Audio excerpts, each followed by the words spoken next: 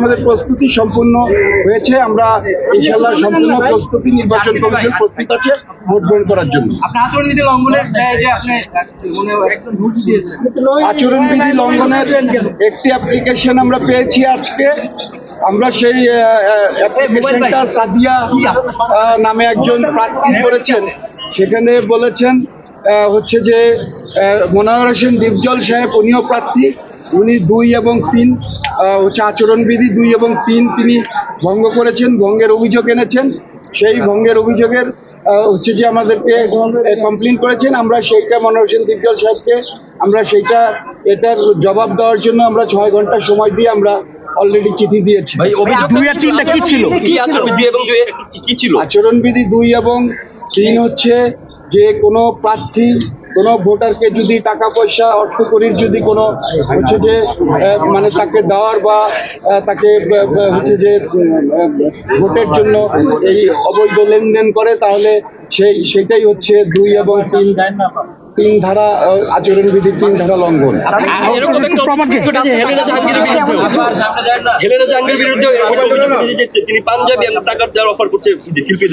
সেটা আমরা এখনো অভিযোগ পাইনি। আমরা যেটা পেয়েছি কমিশন, আমরা সেটা কি প্রমাণ সব পেয়েছেন আমাদের কাছে ওনারা? হ্যাঁ, আমাদের কাছে হচ্ছে যে পেন ড্রাইভে সেই ভিডিও ফুটেজ দিয়েছে এবং সেটা আমাদের কাছে আছে।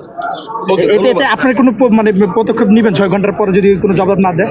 6 ঘন্টার পরে জবাব না দিলে কমিশন বসে পরবর্তী যে হচ্ছে যে আমাদের সংঘবিধিতে যে বিধান আছে সেই বিধান মতো আমরা পরবর্তী পদক্ষেপ গ্রহণ করব। নির্বাচনটা প্রভাবিত হবে কি? অবশ্যই 100% প্রভাবমুক্ত হবে।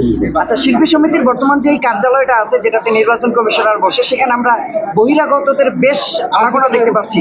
কালকে থেকে থাকবে, কালকে তো নির্বাচন সিকিউরিটির ব্যাপার, এটা যারা গেটে দায়িত্বে আছে সেটা এফডিসি কর্তৃপক্ষ।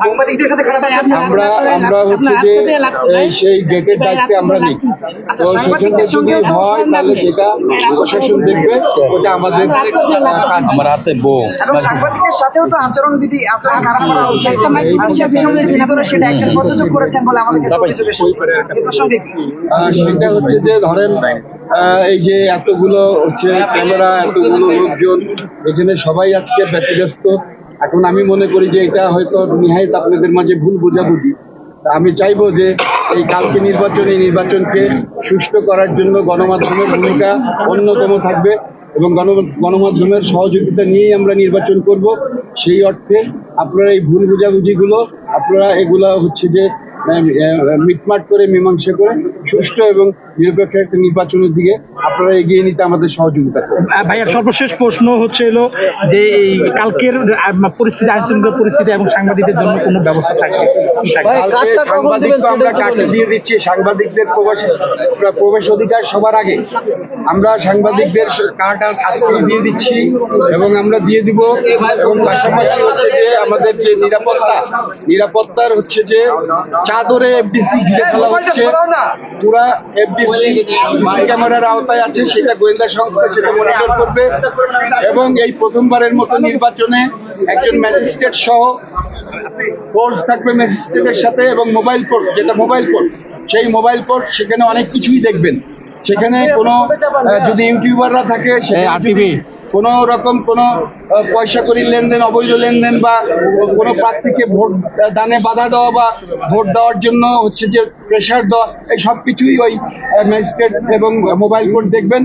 এবং পাশাপাশি সাদা পোশাকের গোয়েন্দা বাহিনী থাকবেন, তারাও বিষয়টা দেখবেন। সাংবাদিকের জন্য কোনো একদম নির্দিষ্ট কোনো কিছু থাকবে কিনা, তাদের মতো সংবাদ সংগ্রহ করতে পারে? সাংবাদিকরা তাদের এবং হচ্ছে যে তারা ফ্রি এবং ফ্রাঙ্কলি তারা সংবাদ গ্রহণ করবে। সাংবাদিকদের বেলায় কোনো রেস্ট্রিকশন নাই।